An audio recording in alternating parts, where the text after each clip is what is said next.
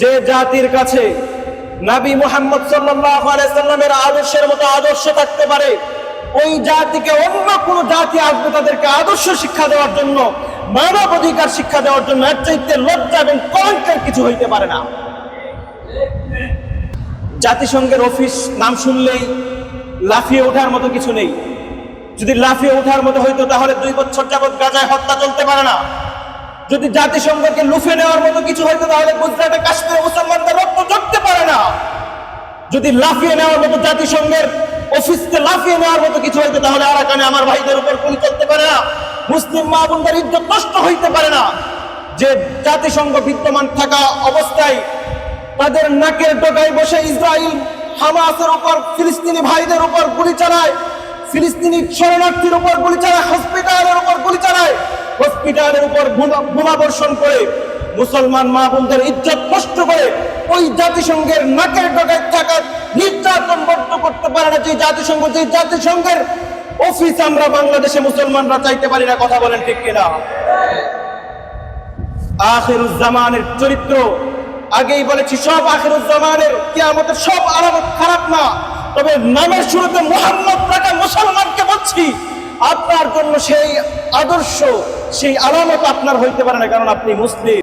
তুফসিদু feel আরদি, জমিনে ফাসাদ সৃষ্টি করবে, শান্তি শৃঙ্খলা বিনষ্ট করবে, জমিনে তোমরা বিশৃঙ্খলা সৃষ্টি করবে, জমিনবাসীর শান্তি শৃঙ্খলা নষ্ট করবে। বিষয়টা এমনই। আল্লাহ নবী সাল্লাল্লাহু আলাইহি ওয়াসাল্লাম ইরশাদ করেন, ইয়াখরুজু ফি হাদিহিল উম্মাহ ফি আখিরিজ জামান। আল্লাহ নবী সাল্লাল্লাহু আলাইহি ওয়াসাল্লাম বলেন, এই উম্মতের মধ্য থেকে ইয়াখরুজু ফি হাদিহিল উম্মতি ফি আখিরিজ জামানি রিজাল, এই উম্মতের মধ্যে শেষ জামানায় এমন কিছু ব্যক্তি বের হয়ে আসবে, এমন কিছু শাসক বের হয়ে আসবে, মাহুম সিয়াতুন, যাদের হাতে থাকবে রাখালের চাবুকের মতো চাবুক, কাযনাবিল বাকার, চাবুকটা সাধারণত যেমন হয়ে থাকে আল্লাহর নবী সাল্লাল্লাহু আলাইহি সাল্লাম ওই উপমায় দিয়েছেন, কাযনাবিল বাকার, পশুর লেজের মতো তাদের হাতে চাবুক থাকবে। আল্লাহর নবী সাল্লাল্লাহু আলাইহি সাল্লাম বলেন, ইয়াগদুনা ফি সাখতি, তারা সকাল করবে আল্লাহ তাআলার গুসা নিয়ে, রাগ নিয়ে, ওয়ায়ারুহুনা ফি লানাতিহি, তাদের সন্ধ্যা তাদের পশ্চাৎ প্রসারণ হবে এমন অবস্থায় যে তারা আল্লাহ তাআলার লানতে পর্যবসিত হবে। বলছিলাম, আন্তর্জাতিক পরিমণ্ডল থেকে শুরু করে জাতীয় পর্যায় পর্যন্ত আমাদের মাথার উপরে যারা বসে আছে ওদের অবস্থা অনেকটা এমনই। তাদের হাতের মধ্যে একটা চাবুক আছে, ওই চাবুক তাদের জনগণের কথা শুনতে চায় না, তাদের জনগণের কথা শুনে না, গণতন্ত্রের দোহাই দেয়, জনগণ সকল ক্ষমতার উৎসই বলে। জনগণ সকল ক্ষমতার উৎস কেবলমাত্র নির্বাচনের আগ পর্যন্ত চলে, ক্ষমতায় বসার আগ পর্যন্ত চলে।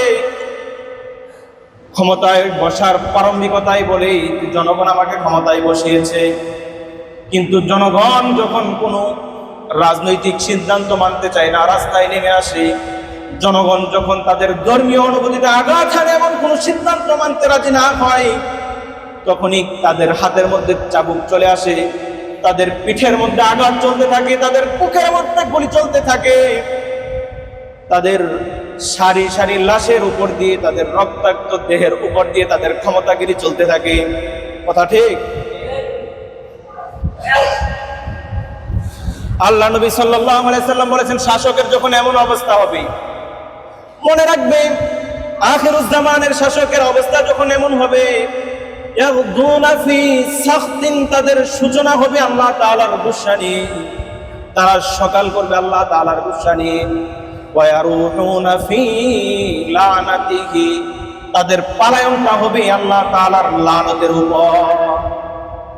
দেখো, যারাই কেবলমাত্র ক্ষমতায় বসেছে আর জনগণের কথা শুনে নাই, জনগণের সিদ্ধান্ত মানতে পারে নাই, যারাই জনগণের উপর, জনগণের ক্ষমতার উৎস বলে ক্ষমতায় বসার পর তাদের উপর চাবুক চালিয়েছে, তাদের বুকের উপর গুলি চালিয়েছে, যাদের রক্তের উপর দিয়ে, যাদের লাশের উপর দিয়ে ক্ষমতায় থাকতে চেয়েছে, রবের লানত তাদেরকে পাকড়াও করতে দেরি করে না। কথা বলেন ঠিক কিনা?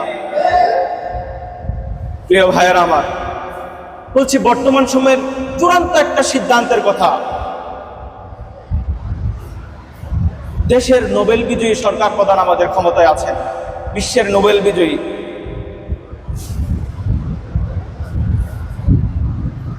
আন্তর্জাতিক খেলোয়াড় তিনি, ছোটখাটো মাঠের খেলোয়াড় না। হ্যাঁ, ভালো কথা, গতকালকে উপদেষ্টা পরিষদ একটা সংস্থাকে আমাদের দেশে অফিস করতে দিয়েছে। জাতিসংঘের একাধিক শাখা, উপশাখা, প্রশাখা রয়েছে।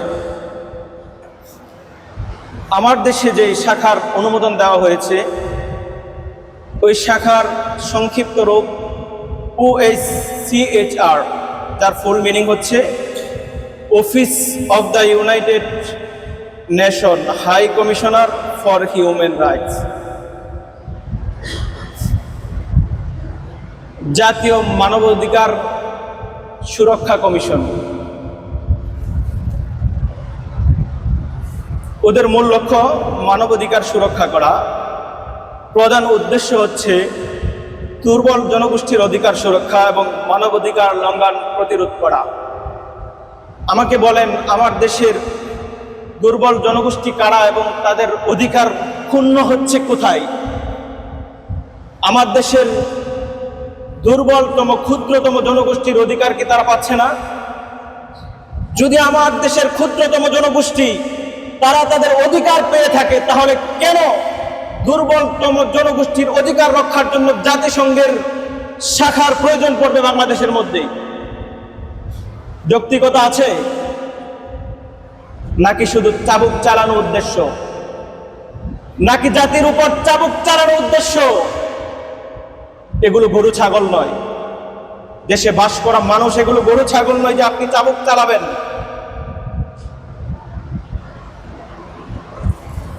প্রিয় ভাইয়েরা, সূচনাতেই আমাদের ভয় ছিল। আমরা এখন পর্যন্ত বিশ্বাস করতে পারছি না যে শেষ পর্যায় পর্যন্ত আমরা কি দেখব। আমাদের শঙ্কার জায়গা আছে অনেক। জাতিসংঘের অফিস নাম শুনলেই লাফিয়ে ওঠার মতো কিছু নেই। যদি লাফিয়ে ওঠার মতো হইতো তাহলে 2 বছর যাবৎ গাজায় হত্যা চলতে পারে না। যদি জাতিসংঘকে লুফে নেওয়ার মতো কিছু হইতো তাহলে গুজরাটে, কাশ্মীরে মুসলমানদের রক্ত ঝরতে পারে না। যদি লাফিয়ে নেওয়ার মতো, জাতিসংঘের অফিসকে লাফিয়ে নেওয়ার মতো কিছু হইতো তাহলে আরাকানে আমার ভাইদের উপর গুলি চলতে পারে না, মুসলিম মা বোনদের ইজ্জত নষ্ট হইতে পারে না। যে জাতিসংঘ বিদ্যমান থাকা অবস্থায় তাদের নাকের ডগায় বসে ইসরায়েল হামাসের উপর, ফিলিস্তিনি ভাইদের উপর গুলি চালায়, ফিলিস্তিনি শরণার্থীর উপর গুলি চালায়, হসপিটালের উপর গুলি চালায়, হসপিটালের উপর বোমা বর্ষণ করে মুসলমান মা বোনদের ইজ্জত নষ্ট করে ওই জাতিসংঘের নাকের ডগায় থাকা নির্যাতন বন্ধ করতে পারে না। যে জাতিসংঘের অফিস আমরা বাংলাদেশে মুসলমানরা চাইতে পারি না। কথা বলেন ঠিক কিনা? আখিরুজ্জামানের চরিত্র আগেই বলেছি, সব আখিরুজ্জামানের কিয়ামতের সব আলামত খারাপ না, তবে নামের শুরুতে মুহাম্মদ রাখা মুসলমানকে বলছি, আপনার জন্য সেই আদর্শ, সেই আলামত আপনার হইতে পারে না, কারণ আপনি মুসলিম। আপনি যদি কাজনা বিল বাকার মাহুম সিয়াতুন, আপনার হাতে যদি চাবুক রেখে ঘুরেন রাখালের মতো, সেই চাবুক চাইলে আপনি গরু ছাগলের উপর প্রয়োগ করবেন, তাদের সন্তুষ্টির দিকে লক্ষ্য করবেন না। বাংলাদেশ মুসলিম প্রধান দেশ, বাংলাদেশের একটা জাতীয় মসজিদ আছে, বাংলাদেশের একটা জাতীয় মসজিদ আছে, সেই মসজিদের একজন জাতীয় খতিবও আছে। কথা বলেন ঠিক কিনা? মুসলিম প্রধান দেশে আপনি একটা জাতিসংঘের সংস্থার অফিস খুলতে যাচ্ছেন, গত সপ্তাহে সেই জাতীয় মসজিদের জাতীয় খতিব আপনার সেই সিদ্ধান্তের ব্যাপারে কি কথা বলেছে আপনি সেটা জানেন না? আপনি তো মুসলমান, আপনি দেশের রাষ্ট্রপ্রধান, আপনি মুসলিম রাষ্ট্রপ্রধান হয়ে একটা মুসলিম দেশের জাতীয় মসজিদের খুতবা কেন শুনবেন না? কথা বলেন, প্রশ্ন আছে কিনা?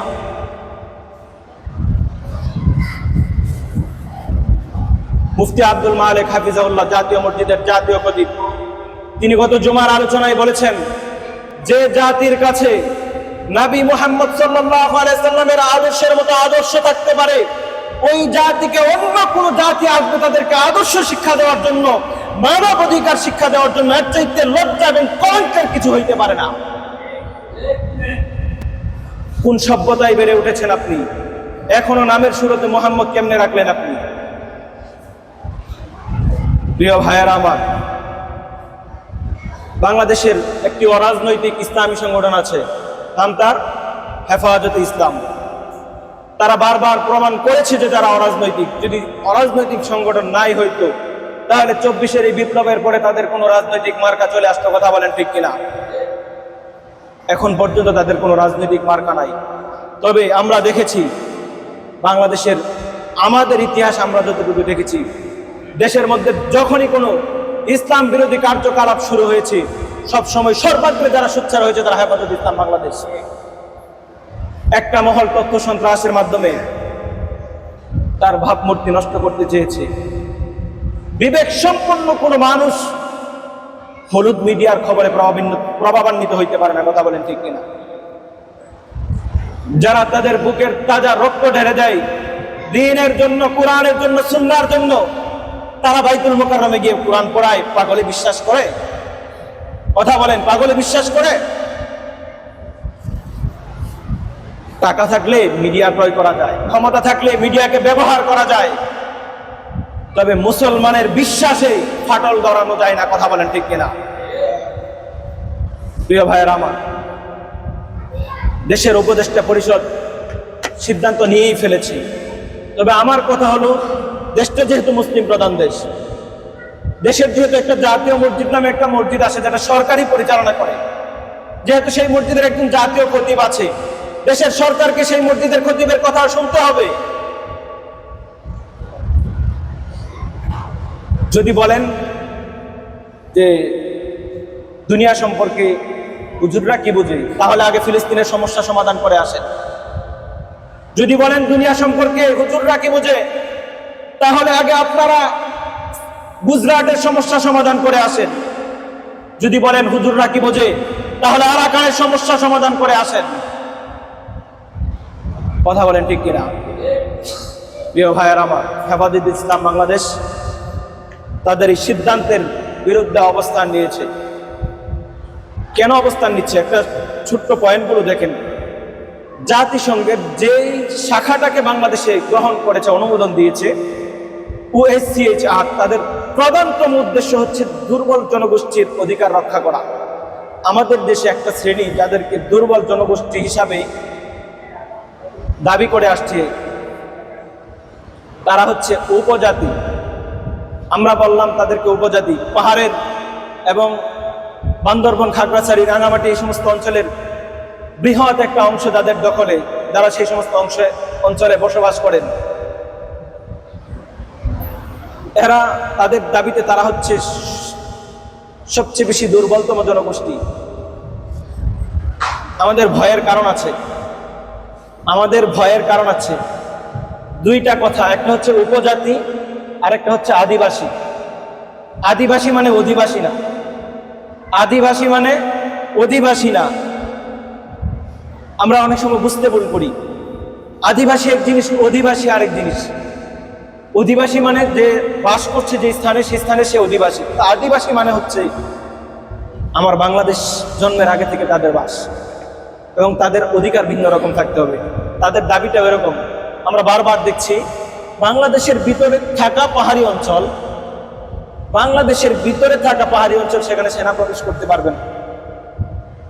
বাংলাদেশের ভিতরে থাকা একটা অঞ্চল, সেখানে বাংলাদেশের আইন শৃঙ্খলা রক্ষাকারী, বাংলাদেশের সার্বভৌমত্ব রক্ষাকারী সেনাবাহিনী সেখানে কেন প্রবেশ করতে পারবে না? বুঝতেছেন বিষয়টা?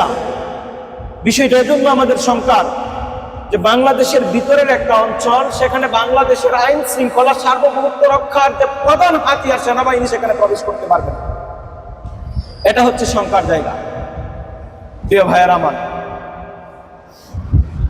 আমাদের সরকার, বর্তমান অন্তর্বর্তী সরকারের প্রধান উপদেষ্টা, যিনি আন্তর্জাতিক পর্যায়ে নোবেল বিজয়ী বিশিষ্ট শিক্ষাবিদ, অত্যন্ত জ্ঞানী মানুষ, এতে কোনো সন্দেহ নাই। তিনি সর্বপ্রথম বাংলাদেশে এসে যে বক্তব্য প্রদান করেছেন, তিনি তার বক্তব্যে আদিবাসী শব্দ চয়ন করেছেন। আগেই বলেছি, আদিবাসী আর অধিবাসী এক জিনিস নয়। তিনি আদিবাসী শব্দ চয়ন করেছেন এবং তার আদিবাসী শব্দ চয়ন করার পর থেকেই উপজাতিরা তাদেরকে আদিবাসী বাংলাদেশ থেকে স্বীকৃতি চাচ্ছে। আপনার কাছে কি মনে হয় খামুখা তারা আদিবাসী শব্দের স্বীকৃতি সরকারিভাবে চাচ্ছে? কি মনে হয়? একটা আদিবাসী স্বীকৃতি পাওয়া একটা জনগোষ্ঠী যখনই আন্তর্জাতিক পর্যায়ে বলবে যে আমরা বাংলাদেশের প্রশাসনের কাছে নিরাপদ নয়, আমরা আলাদা রাষ্ট্র গঠন করতে চাই, তাদের এই অধিকার এবং তাদের এই রাইট আছে। একটা আদিবাসী গোষ্ঠীর এই রাইট আছে, তারা একটা দেশের শাসন এবং প্রশাসনিক কার্যালয় থেকে আলাদা হয়ে দেওয়ার জন্য আন্তর্জাতিক সাহায্য কামনা করে। বুঝতে পারছেন বিষয়? প্রিয় ভাইয়ের আমার, তারা তাদের সেই অধিকার আদায়ের লক্ষ্যে আন্দোলন করে যাচ্ছে, মিছিল করে যাচ্ছে, দাবি উঠিয়ে যাচ্ছে। দেখবেন বামপন্থী যত বাংলাদেশে বামপন্থী যত দল আছে, তাদের দাবি হয় একটা, মিছিল করে একটা। যেমন ধরেন কিছুদিন আগে আসিয়া দর্শন, পিচ্ছি বাচ্চা যখন দর্শন হলো, তো নারী দর্শনের বিরুদ্ধে তারা যখন আন্দোলন করেছে, সেখানেও তারা পাহাড় থেকে সেনা ওটাও এই প্লেকার্ড প্রদর্শন করেছে। বামপন্থী একটা চক্র, তারা এর মধ্যে আগুনের মধ্যে ঘি ঢালছে। যেখানে নারীর অধিকার চাচ্ছেন, সেখানে পাহাড় থেকে সেনা হটাওয়ের সম্পর্কটা কোথায়? এটা একটা অংশ। শুধু এই পর্যায়ে ক্ষুদ্রতম জনগোষ্ঠী আরো আছে। আপনাদের সামনে বিগত সময়ে আমি এলজিবিটি সমকামী একটা গ্রুপের বিষয়ে আলোচনা করেছি, যারা নারীতে আকর্ষণ ফিল করে না। ওদের আকর্ষণ পুরুষে, নারীর আকর্ষণ নারীতে। এরাও এখন একটা জনগোষ্ঠী। OSCHR চাই দুর্বলতম জনগোষ্ঠীর অধিকার সুরক্ষা করা। মানে ওদের অফিস যখন বাংলাদেশে হবে, তারা পুরুষে আকর্ষণ ফিল করার বৈধতা দিতে চায়। তারা সেই অধিকার তাদের সামনে উন্মুক্ত করতে চায়। তারা আদিবাসী গোষ্ঠীকে আলাদা আদিবাসী স্বীকৃতি দিয়ে বাংলাদেশকে টুকরো করে দেওয়ার স্বপ্ন দেখে পাহাড়ে, বান্দরবন, খাগড়াছড়ি এবং রাঙ্গামাটি নিয়ে জুমল্যান্ড নামের ভিন্ন রাষ্ট্র গঠনের স্বপ্ন দেখে জুমল্যান্ডের আলাদা পতাকাও তারা তৈরি করেছে, তাদের আলাদা মুদ্রাও আছে, তাদের আলাদা সেনাবাহিনীও আছে। বাংলাদেশ,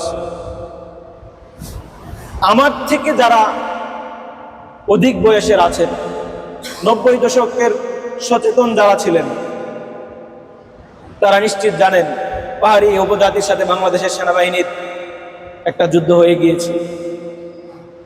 পরবর্তীতে সেখানে একটা শান্তি চুক্তির মাধ্যমে সেটা বন্ধ হয়েছে। তো এজন্য বলছি, এটা আমাদের শঙ্কার জায়গা। আমরা বলছি OSCHR জাতিসংঘের এমন একটা সংগঠন, যার প্রধানতম লক্ষ্য উদ্দেশ্য হচ্ছে দুর্বলতম জনগোষ্ঠীর অধিকার রক্ষা করা। আমার বাংলাদেশের দুর্বলতম কোনো জনগোষ্ঠীর অধিকার নষ্ট হচ্ছে এমনটা কোথাও হচ্ছে না।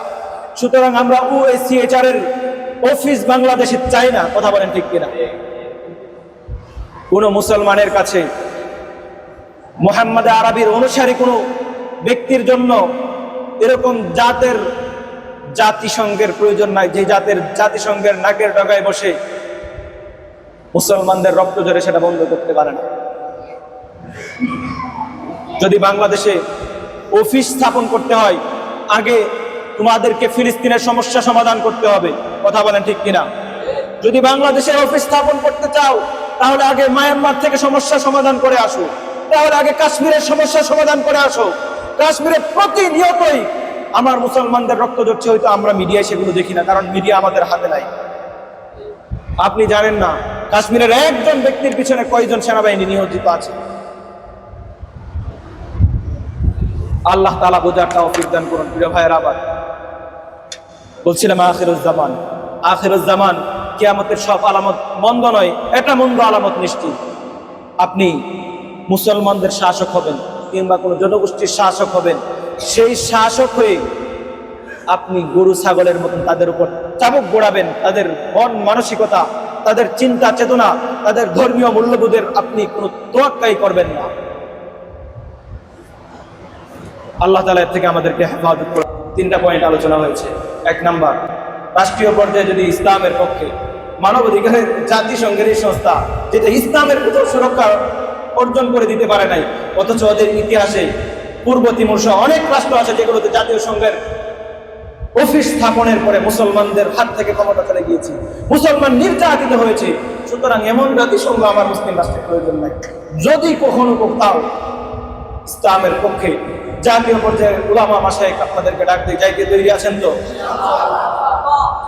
জীবন এমনিও যাবে, ওভাবেও যাবে।